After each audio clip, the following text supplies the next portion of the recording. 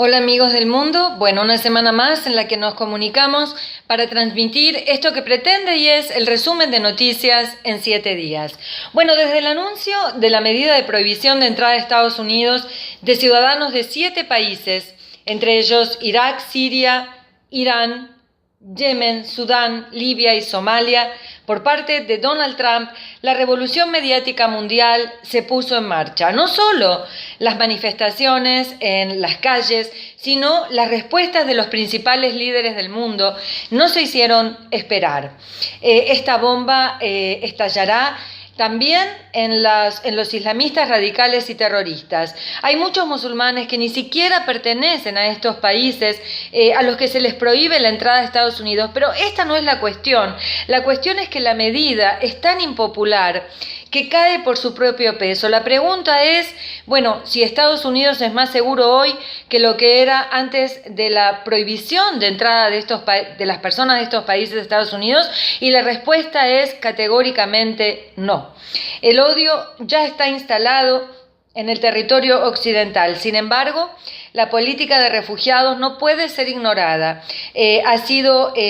Un refugiado es una persona que ha sido forzada a escapar de su país, saliendo o tratando de evitar la guerra, la persecución o los desastres naturales. Esto por definición.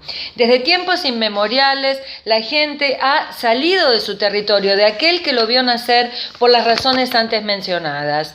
En el siglo XX fue cuando la Liga de Naciones, en 1921, se encargó de distribuir a 1,5 millones de personas que escapaban de la Revolución Rusa. Luego fueron 1 millón de armenios los que huían del genocidio turco. Llegó el nazismo y hubo refugiados alemanes, y luego del fin de la Segunda Guerra Mundial fueron 5 millones de personas las que huían o estaban desplazadas en el mundo. Las Naciones Unidas crearon la Convención para los Refugiados, también conocida como Convención de Ginebra, en 1951, y fue en 1967 cuando se adoptó el protocolo relativo al estatus de refugiado, ampliando las condiciones de tiempo y geográficas. Hoy, pleno siglo XXI, la guerra en Siria, la malaria en África y tantos otros desastres naturales o causados hacen que haya una masa enorme de personas huyendo del peligro. Las naciones tienen la obligación de recibir a aquel que esté en peligro y, claro, a la vez de alguna manera protegerse, estudiando a estas personas caso por caso. Hoy se estima que son 5 millones los sirios que escaparon del horror de la guerra, que ya dura 6 años. Y cada año aumenta el número de refugiados en el mundo, llegando hoy a ser más de 65 millones de personas que son forzadas a desplazarse. Luego de Siria es Afganistán el país que más refugiados genera. Segunda es, como digo, Afganistán, seguido por Somalia y Sudán del Sur. Le siguen Burundi y Ucrania. La mitad de estas personas son niños. Y atención a este dato, porque de esa mitad de niños, o sea, de los 65 millones de personas, de esta mitad de niños, 98.000 viajan solos, sin acompañamiento.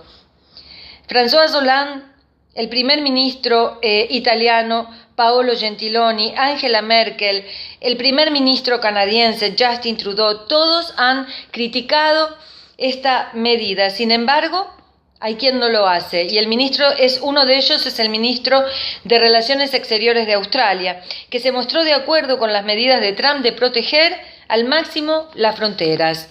Nuevamente, la división en el mundo por esta causa. Creo que el árbol no les deja ver el bosque a los hombres del mundo. El problema no es la gente que escapa, sino la causa por la cual lo hace.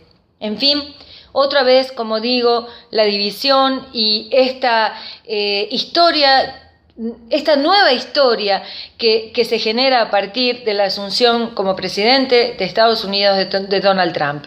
Pasando a otro tema, el fuego destruyó un pueblo entero en Chile, lamentablemente, y se lo califica como el infierno de Dante. Y un hotel fue arrasado por la corriente ante las intensas lluvias en Perú. Quebec, para terminar, es protagonista, como en general no se ve, de un caso de violencia. Fue atacada una mezquita en la ciudad y murieron 6 personas y otras 8 permanecen heridas. El mundo y por supuesto Canadá lloran esta situación, ya que Canadá embandera la diversidad como fortaleza de su país y la tolerancia religiosa como un valor superior. Nada más. Por esta semana me despido. Hasta la semana que viene, con mucho cariño, en este informe de noticias en 7 días, Silvina Vázquez.